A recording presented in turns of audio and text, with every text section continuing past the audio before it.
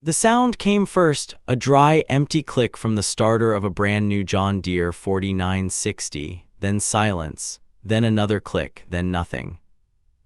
It was the 27th time that tractor had failed to start that morning.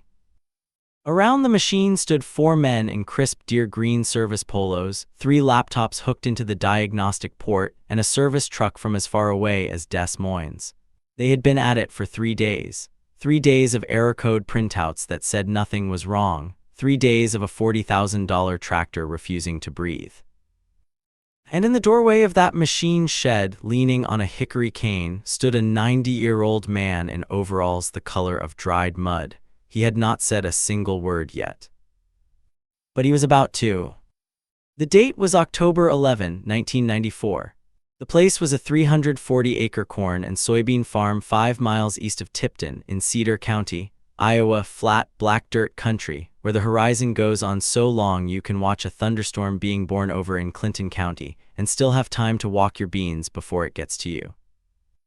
It had been a wet October, the kind of October where every farmer in eastern Iowa was watching the sky and cursing at his radio.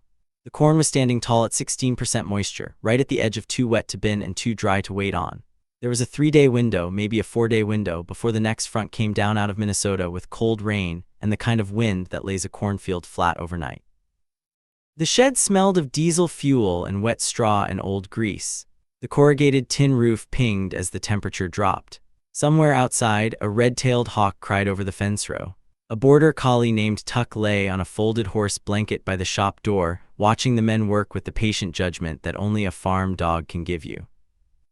And inside that shed sat the reason 40 years of farming might come to an end in one bad week. A John Deere 4960, 202 horsepower, 11 months old, purchased new for $108,400 with a loan from Tipton State Bank and as dead as a stone. Let me tell you how it got this way. But first, I have to tell you about the old man in the doorway. His name was Virgil Hammond. Born April 3, 1904 in a 2-room farmhouse outside Mechanicsville, Iowa, to a Danish-German father who repaired thrashing machines and a mother who buried 3 children before she turned 35. Virgil was the 4th. Virgil lived. He was 14 years old when the armistice was signed in 1918. He was 25 when the markets crashed. He was 37 the morning his draft notice arrived, and by the summer of 1943 he was a staff sergeant in the 2nd Armored Division, assigned to an ordnance maintenance battalion in Sicily, rebuilding the ruined engines of Sherman tanks in a canvas tent while the shelling went on a ridge over. He came home in 1945 with a Bronze Star he never mentioned, a ruptured eardrum he joked about, and a lifetime supply of patience for machines that had given up. For the next 46 years, Virgil ran Hammond's farm and implement repair out of a whitewashed cinderblock shop on the edge of Mechanicsville. He never advertised. He never had a sign bigger than the one his son-in-law painted for him in 1962. He repaired everything from Farmall Cubs to the first generation of big 4-wheel drive Steigers. Farmers came from 4 counties away because Virgil charged fair, finished on time, and this part matters: Virgil could hear what was wrong before he touched a wrench. He retired officially in 1991. He was 87 years old. His hands trembled a little now, and his eyes weren't what they used to be, but his ears, his nose, and the 76 years of memory stored between them were still as sharp as a fresh file. Let me pause here and ask you something. Have you ever in your life known a man like Virgil Hammond? An old man, maybe a grandfather, maybe a neighbor, who could walk out to a car that wouldn't start, lay a hand on the fender, listen for 10 seconds, and tell you exactly what was broken. If you have, you know what I'm talking about. And if you haven't, well, stay with me, because those men were real, and we lost most of them without ever writing down what they knew. Now I have to tell you about the other man in that shed, the one running the laptops. His name was Brent McElroy. He was 28 years old. He was the newly promoted service manager for Central Iowa Tractor, the John Deere dealership in Cedar Rapids, and he was, by every measure on paper, exactly the man the future of agriculture was supposed to belong to. Brent had a bachelor's degree in agricultural systems technology from Iowa State, class of 1988. He had a master's certification in Deere's new electronic engine diagnostics program, one of only 11 technicians in the state of Iowa who had it. He drove a silver Ford F-250 with the dealership logo on the door. He wore his service polo tucked in. He had a pager clipped to his belt and a Motorola brick phone in his truck console, which in 1994 was still rare enough in Cedar County that people noticed. And Brent McElroy had a problem, not a mechanical problem, a personality problem, the kind of problem you only see in a man who has never once in his life been told no by a machine. He believed, and he said it out loud more than once, that the age of the shade tree mechanic was over. He believed that a properly trained technician with a laptop and the right Deere diagnostic software could solve any problem any tractor ever threw at him, and that men like Virgil Hammond were sweet, sentimental relics who ought to be thanked for their service and then gently moved out of the way. He wasn't cruel, that's important to understand. He wasn't a villain in the mustache-twirling sense. He was something more common and in some ways more dangerous. He was a young man who mistook his education for wisdom. And on the morning of October 11, 1994, Brent McElroy was out of answers, out of error codes, out of ideas, and his pride was louder than his judgment. The tractor belonged to Dale Henrichsen. Dale was 52, third generation on that 340 acres, and he had a harvest to get in or he was going to miss his operating note payment at Tipton State Bank.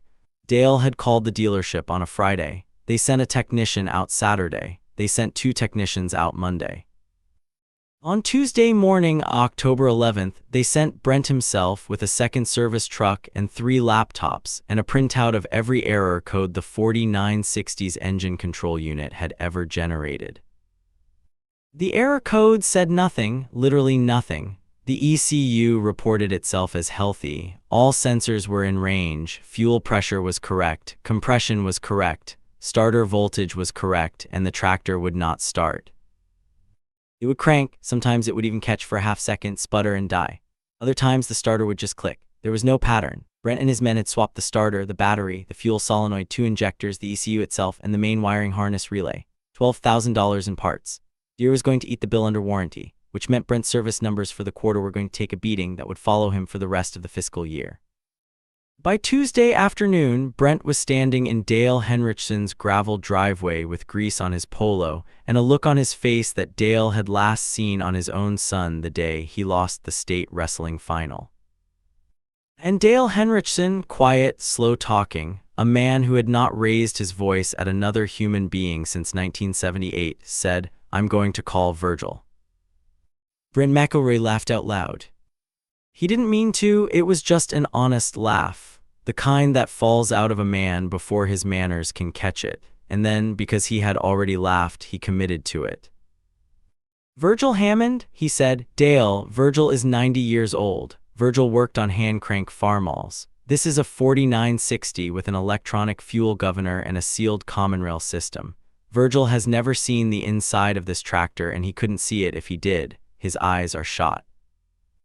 Dale didn't answer. Dale went inside his house and called the number he had written in pencil in the back of his checkbook 30 years earlier.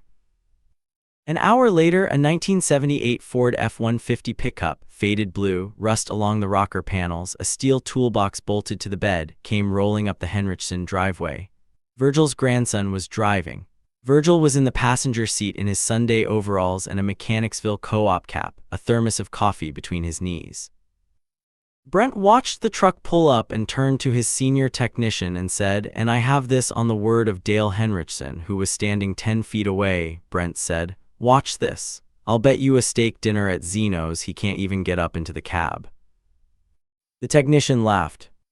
Virgil got out of the truck. He did not get up into the cab. He didn't even look at the cab. He walked slowly with his hickory cane around to the front of the tractor. He stopped in front of the grill, and he stood there completely still for a full 2 minutes. Then he said, "Crank her." Brent, trying to be polite now, said, "Sir, we've been cranking her for 3 days. The computer can't." Virgil said again, not loud, "Crank her." The technician in the cab turned the key. The starter went click, then it caught for a half second, sputtered, and died. Virgil nodded once as if someone had confirmed an appointment he already had on his calendar. He turned to Brent McElroy and said, "And this, too, I have on the word of Dale Henrichsen. Son, your computer can't find it because your computer doesn't know what it sounds like when an engine is lying to itself." Let me pause here and ask you something. What do you think Virgil heard in that half-second of sputter? Because here's what nobody in that shed understood yet. Not Brent with his master certification, not the technicians with their laptops, not even Dale Henrichsen, who had been around tractors for 52 years.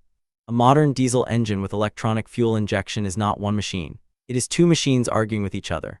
There is the engine itself, pistons and valves and fuel and fire, the same as it was in 1925. And then there is the electronic brain on top of it, telling the engine when to breathe and when to burn. When those two machines agree, the tractor runs. When they disagree, the tractor dies. And the hardest failure in the world to diagnose is the one where both machines think they are right and the other one is wrong. The John Deere 4960, model year 1993, used a mechanical fuel injection pump with an electronic governor stacked on top of it. A Stanadyne DB2 pump modified to accept ECU timing signals through a small electromagnetic actuator on the pump's advanced mechanism. It was, in 1994, cutting-edge agricultural technology. It was also, Virgil Hammond knew, the exact same principle as the engine advance on a 1944 M4A3 Sherman tank he had rebuilt in a tent outside Palermo, Sicily, in the summer of '43. The Sherman had used a mechanical governor with a vacuum advance signal. The Deere used a mechanical pump with an electronic advance signal. Different technology, same architecture, same failure modes. And one of those failure modes, the rarest one, the one Virgil had seen exactly twice in his life, once in 1943 and once in 1967, was a failure so small it did not exist as far as any diagnostic computer was concerned. Here is what Virgil heard in that half-second of sputter. He heard the starter engage. He heard the crankshaft begin to turn. He heard the first cylinder reach compression. He heard the injector fire on time, and he heard the fuel ignite. And then he heard the second cylinder fire slightly late, not much, maybe 4 degrees of crankshaft rotation. A normal human ear could not tell. A diagnostic computer, sampling at the rate it sampled in 1994, could not tell. But Virgil Hammond, who had spent 51 years listening to engines the way other men listen to music, could tell. And 4 degrees of late timing on a single cylinder meant one thing, and only one thing, to a man who had seen it in a Sherman tank in a Sicilian olive grove. It meant that there was a piece of metal, somewhere between the crankshaft position sensor and the flywheel, that should not be there. A fleck, a shaving, a speck of iron the size of a mustard seed. Because the crankshaft position sensor on a 4960 did not touch the flywheel, it read the flywheel magnetically through a tiny air gap about the thickness of a quarter. Any foreign ferrous material caught in that gap would not stop the sensor from reading. It would just make the sensor read slightly wrong.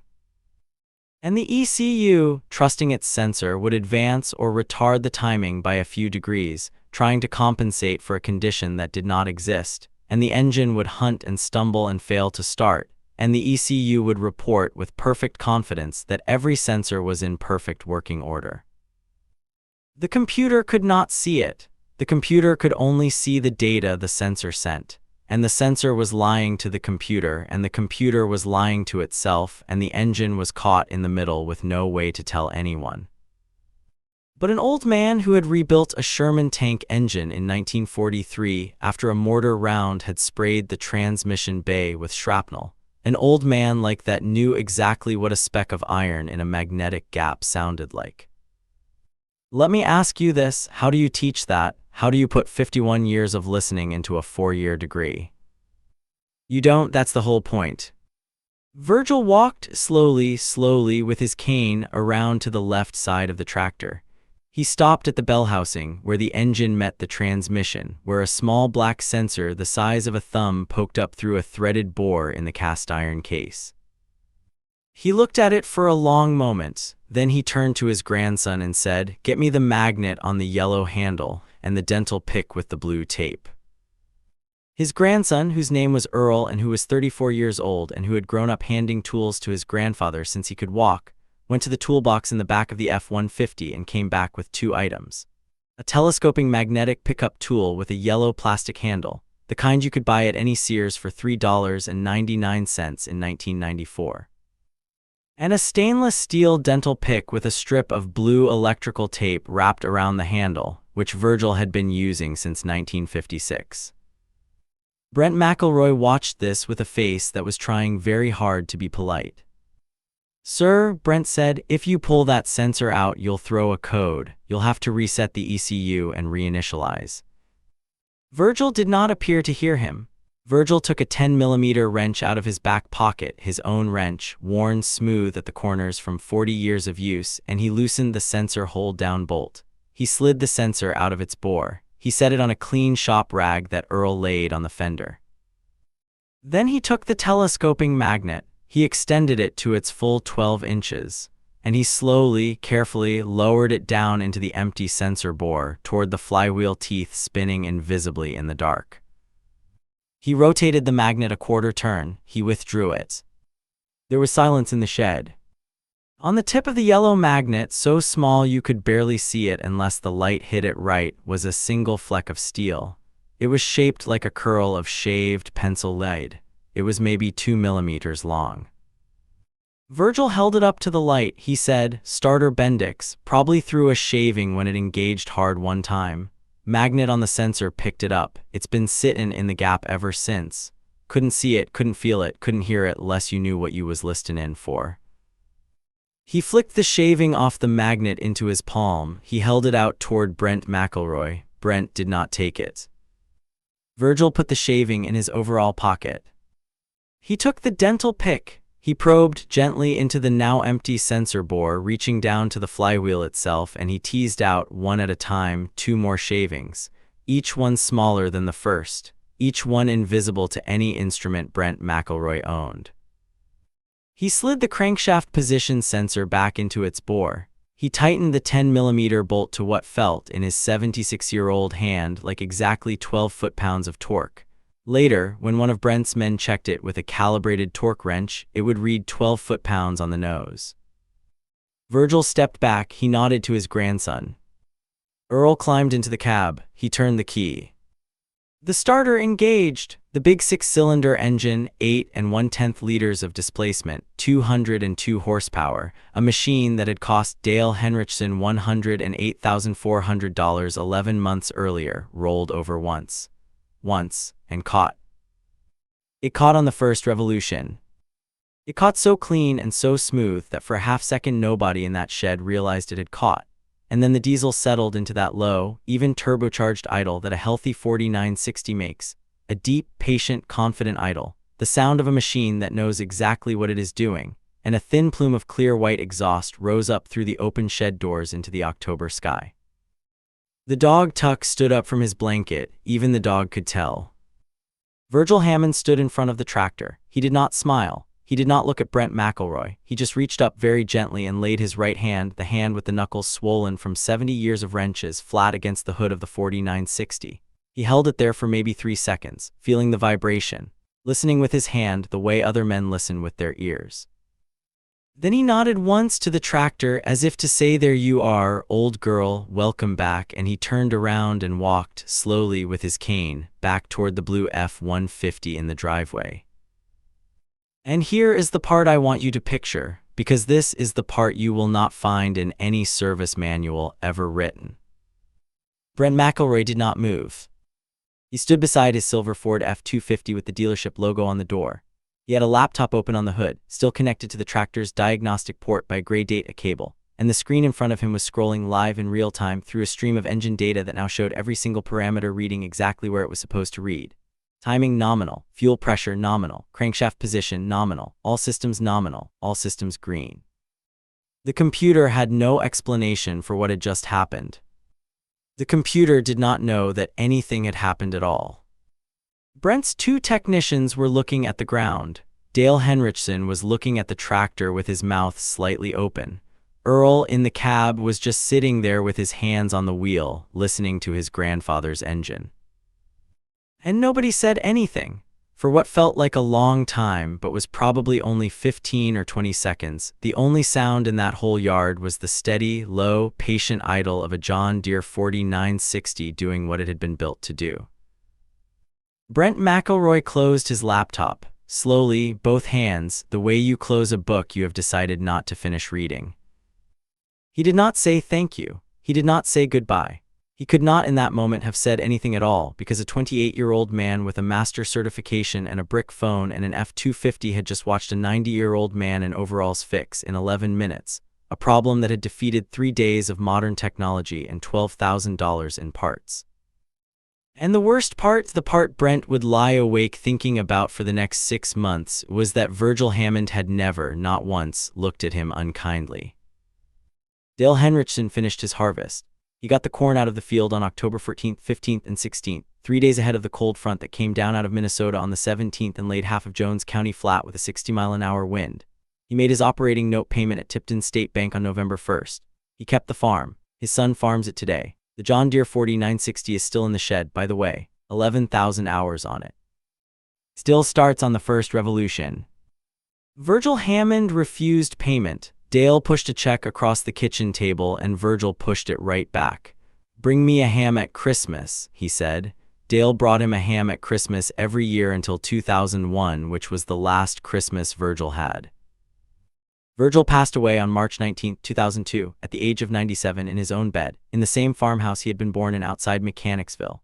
His grandson Earl was holding his hand. The last thing Virgil said, according to Earl, was, "Tell him to listen to the machine." Nobody is completely sure who them was. Earl thinks maybe his grandfather was already somewhere else by then, talking to a tent full of mechanics in Sicily in 1943. But here is the part of this story that I want you to really hear, because it's the part that matters. Brent McElroy, the young service manager with the laptops, Brent did not go home that night and feel sorry for himself. Brent did something else. Brent drove his F-250 up to Mechanicsville 2 Saturdays later. He knocked on Virgil Hammond's front door with a 12-pack of Old Style and a notebook. And for the next 7 years, every other Saturday, rain or shine, harvest or planting, July heat or January ice, Brent McElroy drove 43 miles from Cedar Rapids to Mechanicsville and sat in Virgil Hammond's kitchen and took notes. On yellow legal pads, in pencil, hundreds of pages of notes over 7 years on things Virgil had learned between 1918 and 1991 about the ways machines fail, and the ways they tell you they are failing if you know how to listen. Brent is 60 years old now. He runs his own shop in Cedar Rapids. He trains young Deere technicians for the whole eastern Iowa region. He starts every single training class the same way. He holds up a small glass jar. Inside the jar is a single curled fleck of steel about 2 millimeters long. He holds the jar up and he says, "This is what humility looks like. Sit down. I'm going to tell you about a man named Virgil Hammond." And then he tells the story, every class, every new technician, every time.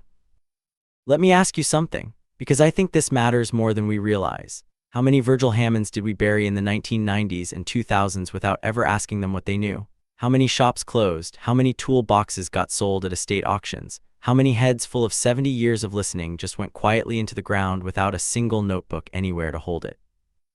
I think about that a lot. I hope you do too. Because the truth is, every generation thinks its tools are the whole story. Brent thought in 1994 that a laptop was the future, and he was right, but he had mistaken a future for the whole future. He didn't understand until he sat at Virgil's kitchen table that a laptop without an ear is just a very fast guess, and an ear without a laptop is just a very slow one. But an ear and a laptop working together, a young man willing to listen to an old one, an old man willing to share what he knows, that is not the future of anything. That is just how knowledge has always worked, for as long as there have been people and machines. We forgot that for a little while in the 1990s. Some of us are still forgetting it. Let me leave you with this. There is a story Earl Hammond likes to tell about his grandfather that I think is the right way to end. In the summer of 1988, 3 years before Virgil retired, a young man brought a brand new Case IH Magnum 7140 into the shop with a problem nobody could diagnose. Virgil was 84 years old then. He walked around the tractor, laid his hand on the hood the way he would later lay his hand on Dale Henrichsen's 4960, and he said to the young man, "Son, this machine's been tryin' to tell you something. You just ain't been listenin'." The young man said, "How do I learn to listen?" And Virgil said, and Earl swears this is word for word, Virgil said, "You start by admittin' you don't already know." That's the whole lesson. That's the only lesson. That's every lesson this channel has ever tried to tell, wrapped up in one sentence from an old man in overalls in a cinderblock shop in Mechanicsville, Iowa, in 1988. You start by admitting you don't already know. The arrogance of every generation is that it assumes the last one is just an older, dumber version of itself. The wisdom of every generation is to figure out, usually too late, that the last one knew things that are not written down anywhere and will never be written down, and that the only way to inherit that knowledge is to pull up a chair at a kitchen table with a yellow legal pad and a 12-pack of old style and say, "Teach me." A 90-year-old man with a hickory cane and a dental pick with blue tape on the handle fixed a tractor in 1994 that 3 laptops and $12,000 in parts could not. He did it in 11 minutes. He did not gloat. He did not charge. He asked for a ham at Christmas. And when the young man who had laughed at him showed up 2 weeks later with a notebook, he said, "Sit down, I'll put on coffee." That is what we lose when we lose our Virgil Hammonds, and that is what we keep when we remember them. So if you have an old man in your life, a grandfather, a neighbor, a retired uncle who used to run a shop out of his garage, go see him this weekend. Bring a 12-pack, bring a yellow legal pad, ask him what he knows, write it down. Because the tractors are going to keep breaking, and the computers are going to keep missing things. And somewhere, someday, your grandson is going to need to know what an engine sounds like when it is lying to itself. And you'll wish then that you had listened.